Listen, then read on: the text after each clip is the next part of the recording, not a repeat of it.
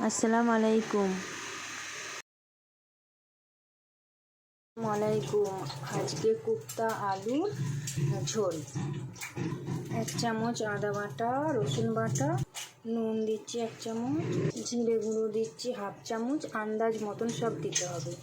ধনে বাটা 1 চামচ, হলদি একটুখানি, গরম মশলা, কাঁচা লঙ্কা আর ধনে পাতা আদা বেটে দিয়েছি, পেঁয়াজ বাটা 1 চামচ,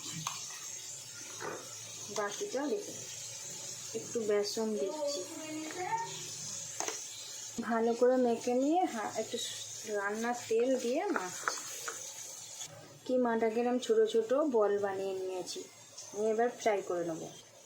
2 চামচ দই, পেঁয়াজ ভাজা আর কাজু বাদাম দিয়ে পেস্ট বানিয়ে নেব।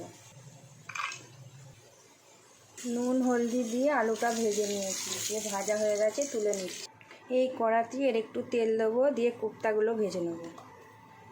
তেল গরম হয়ে গেছে, এবার কুপ্তাগুলো দিয়ে ভেজে নেব। কুপ্তাগুলো অল্প আঁচে ধিমিতে উল্টে পাল্টে ভেজে নেব, অল্প ভাজবো, বেশি ভাজবো না। কুপ্তাগুলো ভাজা হয়ে গেছে, তুলে নিচ্ছি।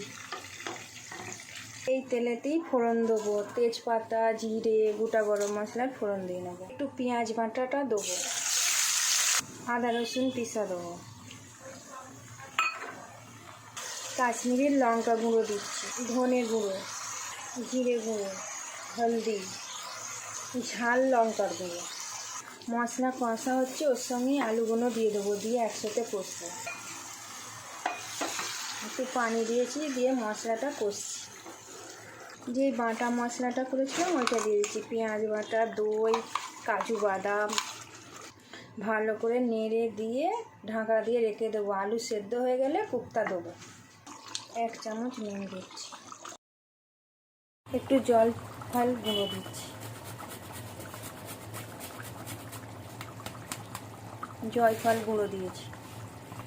আলু সেদ্ধ হয়ে গেছে, কুপ্তাগুলো দিয়ে দিচ্ছি, একটুখানি এলাচ গুঁড়ো দিচ্ছি, অল্প একটু কেওড়া পানি দিচ্ছি, দিয়ে ঢেকে রাখবো। কুপ্তা আলুর রেসিপি রেডি। আমার কুপ্তা আলুর রেসিপি যদি ভালো লাগে লাইক, কমেন্ট, শেয়ার, সাবস্ক্রাইব করবেন। আল্লাহ হাফিজ।